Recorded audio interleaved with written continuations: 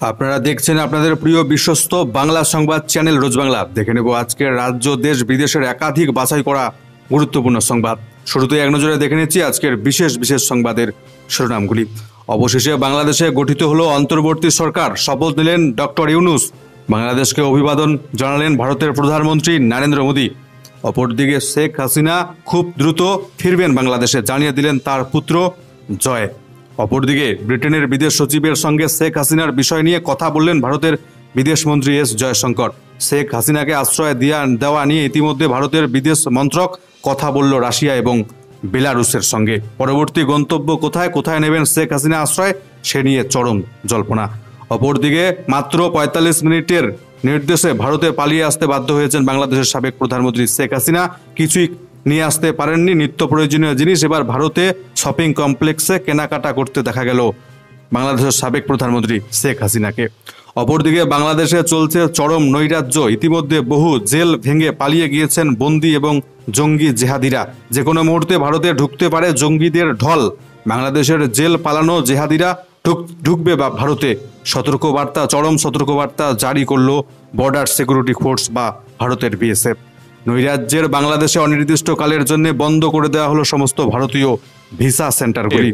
ছিল একটা ছাত্র আন্দোলন, সেই আন্দোলন এতটাই ভয়াবহ হলো শেখ হাসিনাকে ক্ষমতাচ্যুত করে দেশ ছেড়ে পালাতে বাধ্য করলো। শেখ হাসিনার এই ক্ষমতাচ্যুত হওয়ার পেছনে বড় চক্রান্তের তথ্য আসছে সামনে। বিশ্বের শক্তিধর এই দেশটির হাত রয়েছে শেখ হাসিনার ক্ষমতাচ্যুত হওয়ার পেছনে। জানাচ্ছি আপনাদেরকে বিস্তারিত। হাজি আলী দরগায় ১ কোটি টাকার অধিক অনুদান দিলেন বলিউড অভিনেতা অক্ষয় কুমার। অপরদিকে প্রয়াত হলেন পশ্চিম বাংলার প্রাক্তন মুখ্যমন্ত্রী বুদ্ধদেব ভট্টাচার্য। দুর্নীতির ছায়াটুকুও কোনোদিন সামনে আসার সাহস দেখাতে পারেনি বুদ্ধদেব ভট্টাচার্যের সামনে। কারো কোনোদিন হিম্মত হয়নি বুদ্ধদেব ভট্টাচার্যের গায়ে সাদা ধুতিতে এতটুকু কালি লাগাবে। সেই বুদ্ধদেব ভট্টাচার্য হলেন প্রয়াত। চলতি মাসে বিজেপির নতুন রাজ্য সভাপতির নাম ঘোষণা। কে হতে চলেছেন বিজেপির নতুন রাজ্য সভাপতি, বিস্তারিত জানাবো। অপরদিকে ঘুষ নিতে গিয়ে দিল্লিতে গ্রেপ্তার, হাতে নাতে পাকড়াও গ্রেপ্তার সিবিআই গোয়েন্দা সংস্থার হাতে ইডি অফিসার। ওইদা রিপোর্টে বিস্তারিত জানাবো। শেষ পর্যন্ত জুড়ে থাকুন। কোথা থেকে সংবাদ দেখছেন, কোন জেলা থেকে খবর দেখছেন লিখে জানাতে ভুলবেন না। বাংলাদেশের সাবেক প্রধানমন্ত্রী শেখ হাসিনার দেশত্যাগের ৩ দিনের মাথায় অন্তর্বর্তী সরকার গঠিত হলো বাংলাদেশে। শপথ নিলেন ডক্টর ইউনূস। অভিবাদন জানালেন ভারতের প্রধানমন্ত্রী নরেন্দ্র মোদী। বাংলাদেশে অন্তর্বর্তী সরকার গঠিত হলো, সরকারের প্রধান হলেন মোহাম্মদ ইউনূস। বৃহস্পতিবার রাতে তিনি নতুন সরকারের প্রধান হিসেবে শপথ গ্রহণ করেছেন। তার সঙ্গে তার উপদেষ্টারাও শপথ নিয়েছেন এদিন। বাংলাদেশের বঙ্গভবনের দরবার হলে বৃহস্পতিবার স্থানীয় সময় ঠিক রাত ৯টায় শপথ গ্রহণ অনুষ্ঠান হয়। ইউনূসকে শপথ বাক্য পাঠ করান রাষ্ট্রপতি মোহাম্মদ শাহাবুদ্দিন। ডক্টর ইউনূসের নেতৃত্বাধীন বাংলাদেশের নতুন অন্তর্বর্তী সরকারের উপদেষ্টা মণ্ডলীতে রয়েছেন ১৬ জন সদস্য। বাংলাদেশের কোটা সংস্কার আন্দোলনের মূল মঞ্চ বৈষম্য বিরোধী ছাত্র আন্দোলনের অন্যতম সমন্বয়ক নাহিদ এবং সজীব, তাদের দুজনকে অন্তর্বর্তী সরকারের উপদেষ্টা হিসেবে দায়িত্ব দেওয়া হয়েছে। দুজনেই ঢাকা বিশ্ববিদ্যালয়ের ছাত্র বলে জানা যাচ্ছে। বাংলাদেশের অন্তর্বর্তী সরকারের প্রধান হিসেবে ইউনূসকে অভিবাদন জানিয়েছেন ভারতের প্রধানমন্ত্রী নরেন্দ্র মোদী। এক্স হ্যান্ডেলে তিনি লিখেছেন, মোহাম্মদ ইউনূসকে তার নতুন দায়িত্বের জন্য আমার শুভকামনা জানাচ্ছি। আমাদের আশা বাংলাদেশের পরিস্থিতি খুব দ্রুত স্বাভাবিক হবে। হিন্দু সহ সংখ্যালঘু সম্প্রদায়ের নিরাপত্তা নিশ্চিত করা হবে বাংলাদেশে। দুই দেশের জনসাধারণের শান্তি, নিরাপত্তা, উন্নয়নের জন্য বাংলাদেশের সঙ্গে মিলেমিশে কাজ করতে বদ্ধপরিকর ভারত বলে জানিয়েছেন নরেন্দ্র মোদী। প্রসঙ্গত আপনাদেরকে জানিয়ে রাখি, শেখ হাসিনা সরকারের পতনের পর বাংলাদেশ জুড়ে চরম অরাজকতা শুরু হয়েছে। কর্মবিরতির ঘোষণা করেছে বাংলাদেশের পুলিশ। একাধিক কারাগার থেকে বন্দীরা পালিয়ে গিয়েছে বলে জানা যাচ্ছে। দেশের নানান প্রান্তে চলছে চুরি ডাকাতির মতো ভয়াবহ ঘটনা। সংখ্যালঘুদের ওপর অত্যাচারের একাধিক ঘটনা প্রকাশ্যে আসছে। নতুন সরকার গঠন হলে সেই পরিস্থিতি স্বাভাবিক হয় কিনা সেটাই এখন দেখার। এদিকে বাংলাদেশের অন্তর্বর্তী সরকারের সঙ্গে কাজ করতে প্রস্তুত বলে জানিয়েছে মার্কিন যুক্তরাষ্ট্র, আমেরিকা। মার্কিন বিদেশ দপ্তরের মুখপাত্র ম্যাথিউ মিলার এদিন জানিয়েছেন, আমরা বাংলাদেশের পরিবর্তনশীল পরিস্থিতির উপর নজর রাখছি। আমরা মনে করি অন্তর্বর্তী সরকার বাংলাদেশের দীর্ঘমেয়াদী শান্তি, রাজনৈতিক স্থিতিশীলতা প্রতিষ্ঠায় গুরুত্বপূর্ণ ভূমিকা পালন করবে। অপরদিকে ব্রিটেনের বিদেশ সচিবের সঙ্গে কথা বললেন ভারতের বিদেশ মন্ত্রী এস জয়শঙ্কর শেখ হাসিনার বিষয় নিয়ে। জানালো বিদেশ মন্ত্রক, তবে কি লন্ডনেই যাচ্ছেন শেখ হাসিনা? চরম জল্পনা। বাংলাদেশের পরিস্থিতি নিয়ে ব্রিটেনের বিদেশ সচিব ডেভিড ল্যামির সঙ্গে কথা বললেন ভারতের বিদেশ মন্ত্রী এস জয়শঙ্কর। বিদেশ মন্ত্রকের তরফে বৃহস্পতিবার একটি সাংবাদিক বৈঠকে কথা জানানো হয়েছে। সাংবাদিক বৈঠকটি করেন বিদেশ মন্ত্রকের মুখপাত্র রণধীর জয়সওয়াল। তিনি জানান, ব্রিটেনের বিদেশ সচিবের সঙ্গে কয়েক ঘন্টা আগে ফোনে কথা হয়েছে ভারতের বিদেশমন্ত্রী এস জয়শঙ্করের। তাদের মধ্যে বাংলাদেশের পরিস্থিতি, পশ্চিম এশিয়ার পরিস্থিতি নিয়ে দীর্ঘ আলোচনা হয়েছে। বাংলাদেশের প্রাক্তন প্রধানমন্ত্রী শেখ হাসিনা গত সোমবার ভারতে এসেছেন। এখনও তিনি দিল্লিতে রয়েছেন। তার ভবিষ্যৎ পরিকল্পনা কি এখনও তা ভারত সরকার জানে না। সাংবাদিক বৈঠকে এমনটাই জানিয়েছে বিদেশ মন্ত্রকের মুখপাত্র। তিনি জানান, এখনও শেখ হাসিনার পরিকল্পনা আমরা জানি না। তাকে ভাবনা চিন্তা করার সময় দিয়েছে ভারত। এ কথা গত মঙ্গলবার সংসদে বলেছিলেন এস জয়শঙ্কর নিজেই। শোনা যাচ্ছে হাসিনা লন্ডনে যেতে চেয়েছেন, কিন্তু ব্রিটেন থেকে এখনও সবুজ সংকেত আসেনি। তার বোন রেহানা ব্রিটেনের নাগরিক। রেহানার কন্যা টিউলিপ সেখানকার ক্ষমতাসীন লেবার পার্টির সাংসদ। তাই হাসিনা যে লন্ডনেই যাবেন সেই সম্ভাবনাটাই বেশি। জল্পনার মাঝে ব্রিটেনের বিদেশ সচিবের সঙ্গে কথা বললেন ভারতের বিদেশ মন্ত্রী এস জয়শঙ্কর। ভারতের বিদেশ মন্ত্রক এদিন জানিয়েছে, বাংলাদেশের পরিস্থিতির ওপর কড়া নজর রাখছে ভারত। রণধীর জানিয়েছেন, বাংলাদেশে সংখ্যালঘুদের ওপর একাধিক হামলার ঘটনা ঘটেছে। তাদের অবস্থার দিকে নজর রেখে চলেছে ভারত। সংখ্যালঘুদের সুরক্ষা নিশ্চিত করতে বাংলাদেশের অনেক গোষ্ঠী সংগঠন এগিয়ে আসছে বলেও ভারতের বিদেশ মন্ত্রক জানিয়েছে। ভারতের শপিং কমপ্লেক্সে কেনাকাটা করতে দেখা গেল বাংলাদেশের সাবেক প্রধানমন্ত্রী শেখ হাসিনাকে। মাত্র ৪৫ মিনিট সময় পেয়েছিলেন পদত্যাগ এবং দেশ ছাড়ার জন্য। কোনো রকমের সেনার বিমানে চেপে ভারতে এসে পৌঁছন শেখ হাসিনা। সোমবার থেকে দিল্লির কাছে গাজিয়াবাদ বায়ুসেনা ঘাঁটিতে রয়েছেন বাংলাদেশের সদ্য প্রাক্তন প্রধানমন্ত্রী শেখ হাসিনা। কড়া নিরাপত্তার ঘেরাটোপে সেখানে বোন রেহানার সঙ্গে রয়েছেন শেখ হাসিনা। আপাতত ভারতেই থাকবেন তিনি, নাকি অন্য কোনো আশ্রয় নেবেন সেটা একেবারেই স্পষ্ট নয়। তবে গাজিয়াবাদ বায়ুসেনা ঘাঁটিতে কেমন রয়েছেন শেখ হাসিনা সেই নিয়ে অনেক কিছু তথ্য এবার সামনে আসতে শুরু করেছে। পদত্যাগ এবং দেশ ছাড়ার জন্য বাংলাদেশ সেনাবাহিনী তাকে মাত্র ৪৫ মিনিট সময় দিয়েছিল বলে জানা গিয়েছে। ফলে জামা কাপড়, তার নিত্য ব্যবহৃত জিনিসপত্র কিছুই গুছিয়ে আনতে পারেননি শেখ হাসিনা। ফলে গাজিয়াবাদ পৌঁছে হাসিনা কেনাকাটা করতে যান বলে জানা যাচ্ছে। দিল্লি সূত্রে জানা যাচ্ছে, গাজিয়াবাদের হিন্ডন বায়ুসেনা ঘাঁটিতে একটি শপিং কমপ্লেক্স রয়েছে। সেখানে নিজের এবং বোনের প্রয়োজনীয় জিনিসপত্র কিনতে যান শেখ হাসিনা। জামা কাপড়ের পাশাপাশি অন্যান্য জিনিস কেনেন তিনি। সমস্ত কিছু মিলিয়ে ৩০,০০০ টাকার কেনাকাটা করেন শেখ হাসিনা। ভারতীয় মুদ্রাতেই দাম মেটাতে যান শেখ হাসিনা, কিন্তু কিছু টাকা কম পড়ে। এরপর বাংলাদেশের মুদ্রায় তিনি সেই টাকা মিটিয়ে দেন। আপাতত অন্য কোনো দেশে রাজনৈতিক আশ্রয় না মেলা পর্যন্ত শেখ হাসিনাকে ভারতে থাকতে দিতে রাজি হয়েছে নয়াদিল্লি।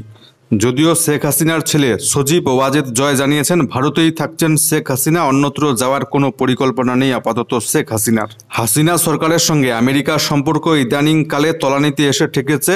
ইতিমধ্যে শেখ হাসিনার ভিসা বাতিল করে দিয়েছে মার্কিন প্রশাসন। তাই ছেলে সজীব জয় আমেরিকায় থাকলেও সেখানে যাওয়ার কোনো উপায় নেই শেখ হাসিনার।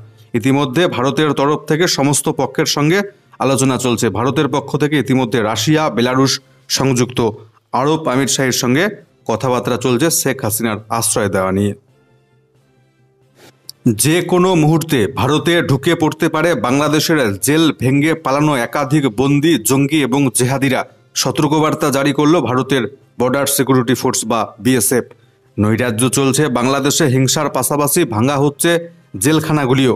সেখান থেকে চম্পট দিয়েছে একাধিক আসামি, যাদের মধ্যে জেহাদি জঙ্গিও রয়েছে বহু।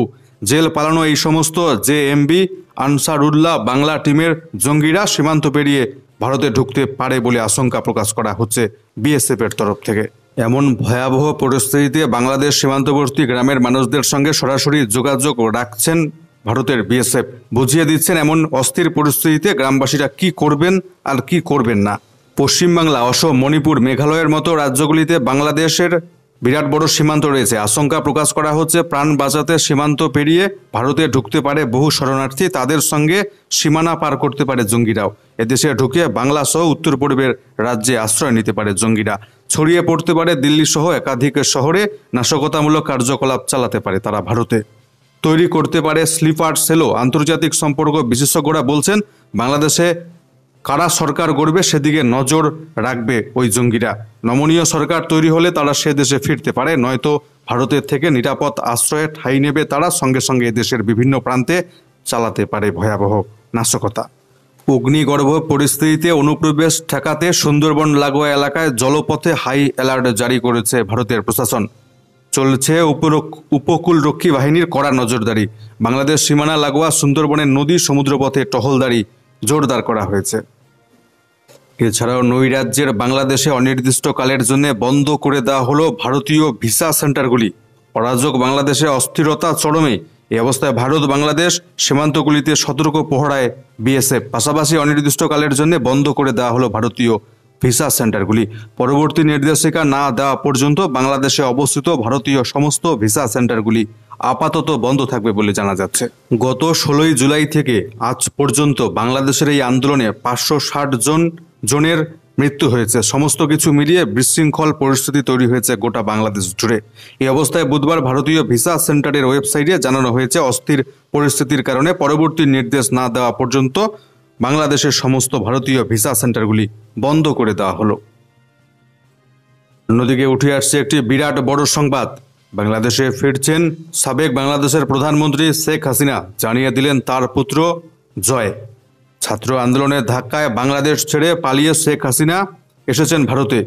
তিনি আবার ফিরে যাবেন বাংলাদেশে, এমনটাই দাবি করলেন হাসিনার পুত্র সাজিব ওয়াজেদ জয়। সংবাদ সংস্থাকে জানিয়েছেন একটি সাক্ষাৎকারে হাসিনা পুত্র। তিনি জানিয়েছেন, মানছি আমি আগে বলেছিলাম মা আর বাংলাদেশে ফিরবেন না, কিন্তু তারপর থেকে গত দুদিনে পরিস্থিতি অনেকটা বদলেছে। আমাদের পার্টির নেতাদের উপর ক্রমাগত আক্রমণ হচ্ছে বাংলাদেশে, তাই আমরা সিদ্ধান্ত নিয়েছি নিজেদের দলের নেতা কর্মীদের বাঁচাতে যা যা করা প্রয়োজন আমরা সেটাই করব। সোমবার দুপুরে বাংলাদেশের প্রধানমন্ত্রীত্বে ইস্তফা দিয়ে সেনাবাহিনীর বিমানে ভারতে চলে আসেন শেখ হাসিনা। তার সঙ্গে ছিলেন তার বোন রেহানা। তবে শেখ হাসিনার দেশ ছাড়ার খবর খুনাক্ষরেও জানতে পারেননি তার দল আওয়ামী লীগের নেতা মন্ত্রীরা। হাসিনা চলে যাওয়ার পর আন্দোলনকারীদের হামলার মুখে পড়তে হয়েছে আওয়ামী লীগের নেতা কর্মীদের। অনেকেরই মর্মান্তিক মৃত্যু হয়েছে। অনেক আওয়ামী লীগ নেতাই বর্তমানে ঘর ছাড়া। আত্মগোপন করতে বাধ্য হয়েছে আওয়ামী লীগের সমস্ত নেতাকর্মীরা। শেষে এই সমস্ত নেতাদের অনেকেই ক্ষোভ উগড়ে দেন শেখ হাসিনার বিরুদ্ধে। কারো কণ্ঠে ঝরে পড়ে হতাশা। হাসিনার মন্ত্রিসভার এক সদস্য বলেই ফেলেন, আমাদের এভাবে বিপদে ফেলে রেখে কি করে চলে গেলেন শেখ হাসিনা। এদিন শেখ হাসিনা পুত্র জানিয়েছেন, আওয়ামী লীগ হলো বাংলাদেশের সব থেকে বড় প্রাচীনতম রাজনৈতিক দল। আমরা শেখ মুজিবুর রহমানের পরিবার। আমরা এভাবে অবলীলায় আমাদের দেশের মানুষ, আমাদের দেশের নেতা কর্মী সমর্থকদের থেকে মুখ ফিরিয়ে চলে যেতে পারি না। উনি শেখ হাসিনা খুব দ্রুত দেশে ফিরবেন। বাংলাদেশে গণতন্ত্রের পুনঃপ্রতিষ্ঠা হলেই দেশে ফিরবেন শেখ হাসিনা।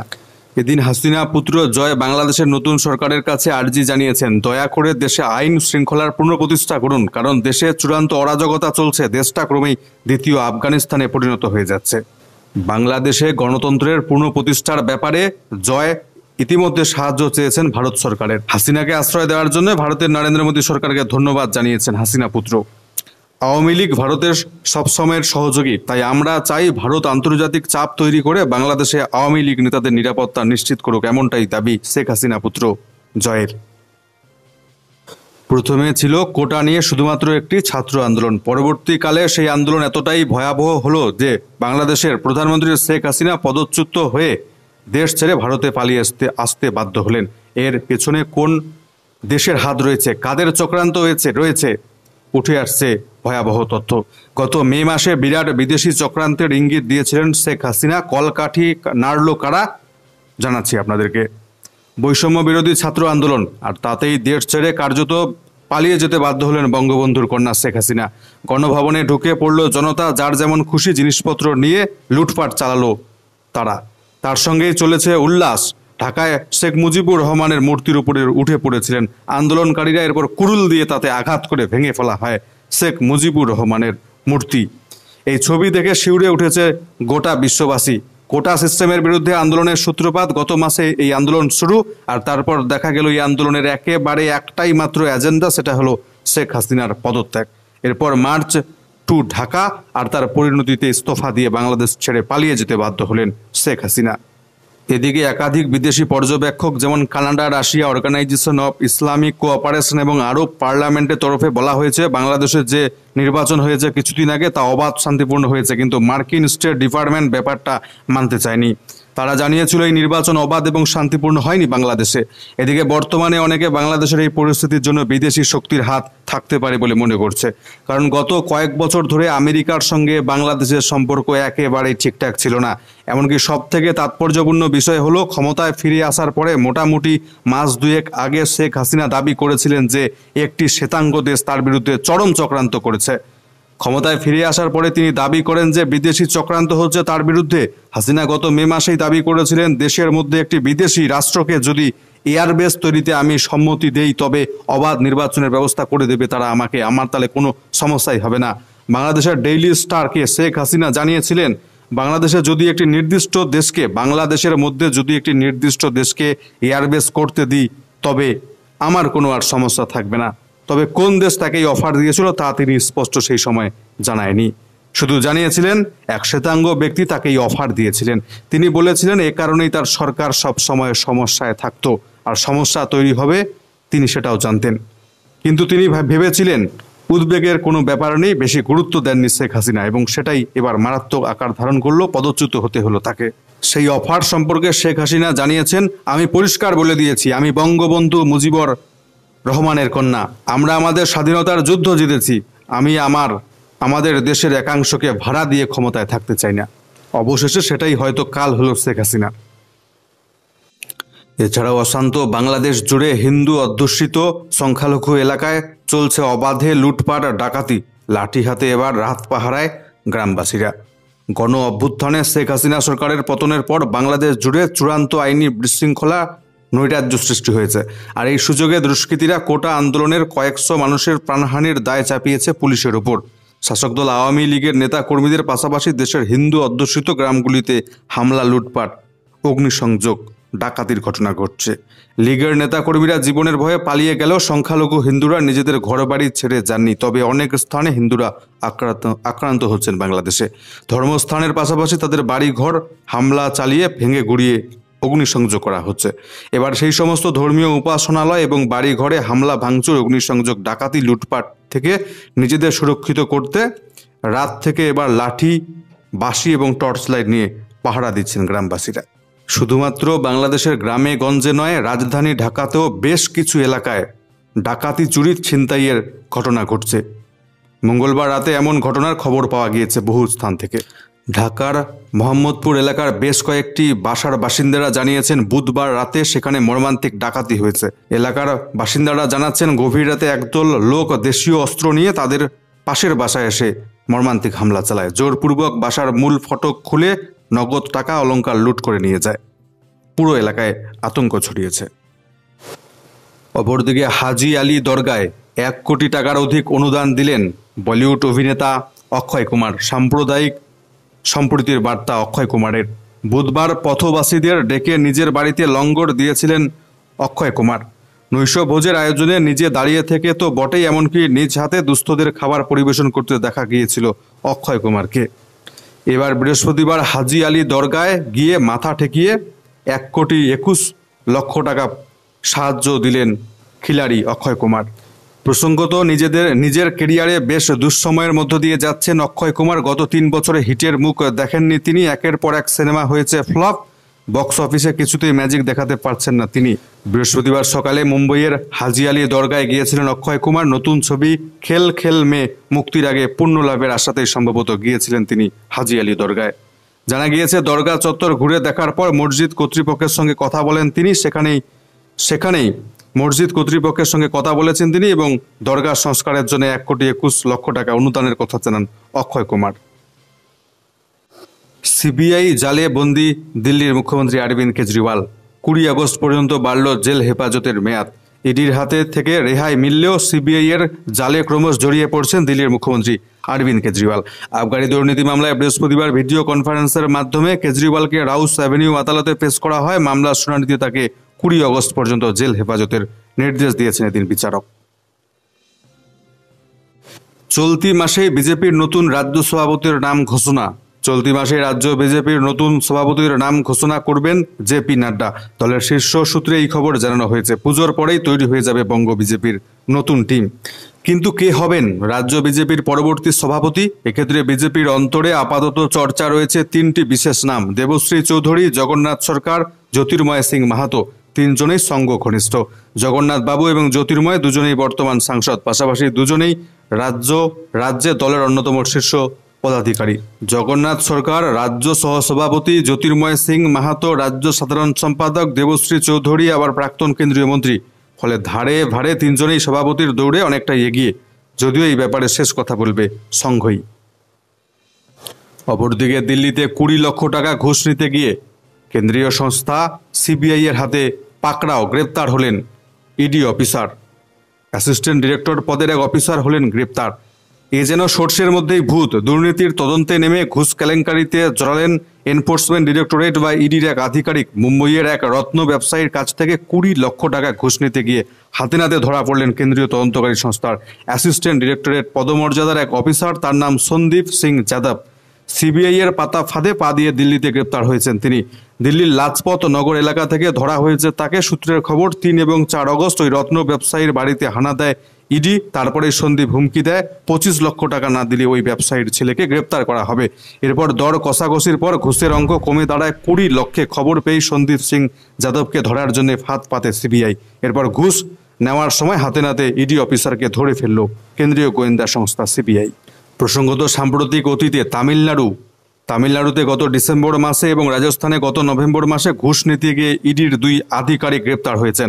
এছাড়া গত বছর অগস্টে দিল্লির ব্যবসায়ী আমন ঢালের কাছে 5 কোটি টাকা ঘুষ নেওয়ার অভিযোগে সিবিআই এর হাতে গ্রেপ্তার হন ইডির এক অ্যাসিস্ট্যান্ট ডিরেক্টর সহ আরও 6 জন। দিল্লির আবগারি দুর্নীতি মামলায় বাঁচানোর শর্তে ওই ব্যবসায়ীর কাছ থেকে বিপুল অঙ্কের টাকা ঘুষ চাওয়া হয়েছিল। ফের এক ইডি অফিসারের গ্রেপ্তারের ঘটনায় সভাপতি কেন্দ্রীয় গোয়েন্দা সংস্থার তদন্তকারীদের বিরুদ্ধে এবার বিরাট বড় সড়ো প্রশ্নচিহ্ন উঠে গেল দেশ জুড়ে।